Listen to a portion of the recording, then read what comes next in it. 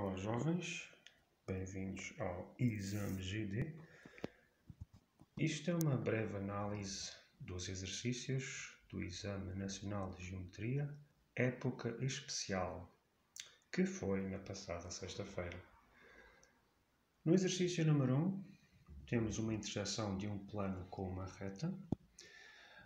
O plano é definido pelo ponto A, vemos ali, e por uma reta R do beta dos 4, portanto tem projeções coincidentes. Eu fiz uma reta auxiliar, H, que passa no A e é concorrente com R em B, e descobri que os traços de alfa são coincidentes. Da reta P, eu conhecia o seu traço frontal, que tem 12 de cota, e a reta é perpendicular ao plano alfa. Para intersetar a reta com o plano, fiz um plano auxiliar delta, vertical. Aqui o exercício pode ser um bocadinho complexo, porque o f de delta vai cruzar o f de alfa numa cota negativa. Portanto, o ponto H e o ponto F, duas linhas, vão dar a reta de interseção I de alfa com delta. Quando a reta I cruza a reta P, temos o ponto I. Portanto, a partir de I2, desci linha de chamada e descobri I1 sobre P1. Portanto, as projeções do ponto I têm sensivelmente estas coordenadas.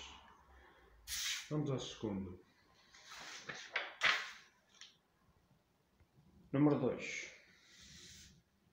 Um pentágono dentro de um plano oblíquo. Conhecíamos o ponto O, centro do pentágono, e conhecíamos a amplitude de um dos traços do plano oblíquo delta. Portanto, eu fiz uma reta F, que passa em O, para me ajudar a descobrir o traço que eu não conhecia, que era o H de delta. Portanto, o ângulo que F2 faz com X era o ângulo que eu conhecia que F de delta faz com X. Tinha de rebater, obviamente que sim.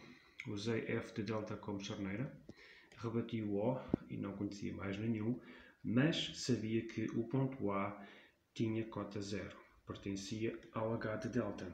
Sabia também que um dos lados do pentágono era horizontal. Sendo horizontal, este raio OA tinha de ser perpendicular ao H de delta rebatido. E por isso, com o compasso em rebatimento, fiz centro em O rebatido, abertura até A rebatido e fiz uma circunferência dentro da qual construí um pentágono. Automaticamente, o lado CD fica paralelo ao H de delta rebatido. Portanto, é um lado horizontal. Usei duas retas horizontais, H e H', que passam nos pontos CD e BE, respectivamente, para me ajudar a contrarrebater os pontos novos B, C, D, E. Portanto, eram retas que têm traços frontais na charneira, o que facilitava o seu contrarrebatimento, e são paralelas ao H de delta. Portanto, são as retas mais eficazes para contrarrebater os 4 pontos novos. E este é o aspecto geral do exercício. A seguir, temos, no número 3, uma interseção de uma reta oblíqua com uma pirâmide quadrangular reta. A base da pirâmide está num plano de perfil, que eu chamei π, e por isso tive de rebater o plano π para construir a base em verdadeira grandeza. Desta base eu só conhecia o ponto K de cota 0 e o ponto L de afastamento 0. Portanto, o M e o N foram apenas descobertos em rebatimento e posteriormente contrarrebatidos. O vértice tem 9 de abscissa, sendo a pirâmide reta, o eixo é fronto-horizontal, portanto o V repete o afastamento e a cota do O. A reta que foi dada é a reta S, oblíqua, que passa no ponto P, E, portanto, para interceptar a reta S com a pirâmide, eu usei um plano de topo θ. Este plano, sendo projetante frontal, intercepta a projeção frontal da pirâmide nos pontos R, S, T e Q.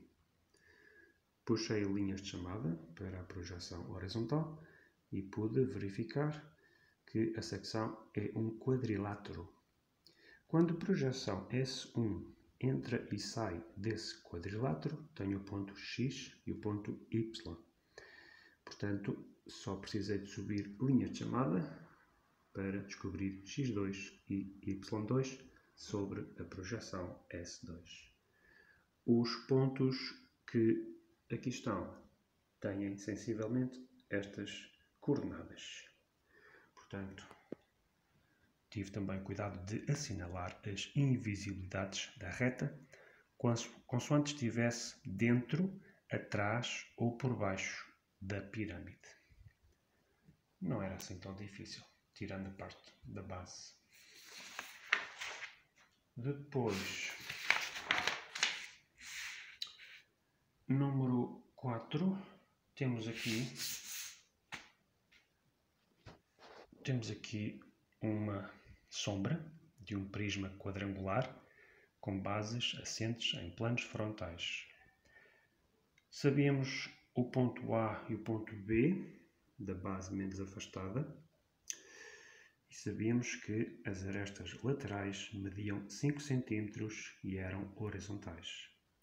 Portanto, na projeção frontal entre A2 e B2, eu fiquei a conhecer qual é a medida das bases, em termos de medida do lado. E porque as arestas são horizontais, e o valor era 5, na projeção horizontal eu sabia qual o ângulo, porque o enunciado dizia, e qual a medida essa, que era 5 cm, e verificava-se na projeção horizontal, porque as arestas eram todas horizontais. Isto, as arestas laterais. Portanto, tratando-se de um prisma, eu marquei um ponto exterior, chamado P, e passei por P a reta L, com a direção luminosa convencional, e uma reta D, com a direção das arestas laterais. Portanto, estas duas retas vão interceptar o plano beta, da base mais afastada, nos pontos Q e R. Os pontos Q e R vão constituir a reta I, uma reta frontal que está no plano beta. E as retas T e T' são tangentes à base mais afastada e elas próprias também existem no plano beta. E o que é que elas me dizem? Dizem-me quais os pontos que vão fazer parte da linha separatriz. Portanto, logo à partida, começar em D', A', B', B, C, D e termina em D'. O A e o C' não fazem parte da linha separatriz. Depois achei as sombras dos pontos, portanto, automaticamente os B's, B e B', porque não têm cota, vão coincidir com a sua própria sombra. Os outros são pontos normais, C, D e D' produzem sombra no plano frontal e depois o A' produz sombra no plano horizontal. Usei a linha virtual para fazer a quebra entre D' e A' e usei C virtual para achar a quebra entre B e C. Depois foi manchar a sombra projetada, assinalar as devidas invisibilidades da sombra projetada e assinalar a sombra própria da face dos Ds e dos As, embora eu saiba que a face dos As e dos Bs também está em sombra própria, mas não se vê na projeção horizontal nem na projeção frontal. A base menos afastada está em sombra própria, mas lá está, eu não a vejo em nenhuma das projeções. E a face a base mais afastada está claramente iluminada. Pronto, muito trabalho, mas no fundo um exercício acessível. E agora, número 5, uma coisa que já não aparecia há muito tempo, eu pus aqui um papelito extra para poder construir aquele triângulo por completo. Isometria. Há muito tempo que não saía isometria. 2 prismas triangulares regulares, bases paralelas ao plano YZ, portanto, bases de perfil. Por esse motivo, eu rebati o plano coordenado YZ e rebati também o plano XY para rebater abscissas e afastamentos. Conhecemos o ponto A, portanto, um ponto que era da base de maior abscissa e era um dos pontos de maior afastamento dessa base.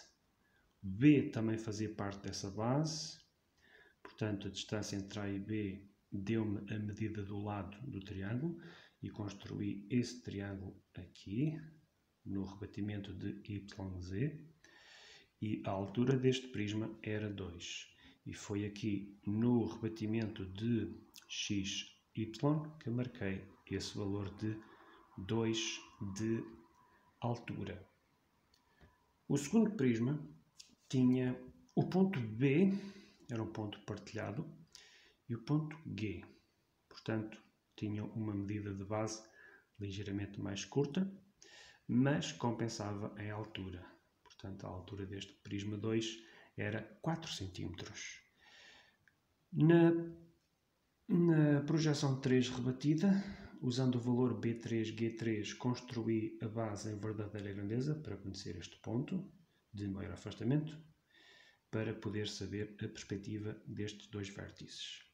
No rebatimento de XY, lá está o nosso B e o A, de modo que eu sabia que o prisma 2 desenvolvia-se para este lado. Portanto, este valor que aqui está veio daqui, do rebatimento de YZ, e a altura é 4. Portanto, lá está 4.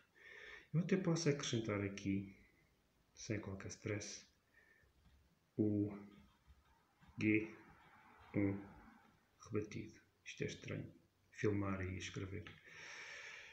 E, portanto, puxei linhas de chamada, daqui saíram paralelas a Z, e daqui desceram paralelas ao X, e nos cruzamentos obtive a perspectiva dos pontos dos dois prismas, e destaquei apenas as arestas visíveis dos dois prismas. Portanto, não era difícil, apenas demorava algum tempo.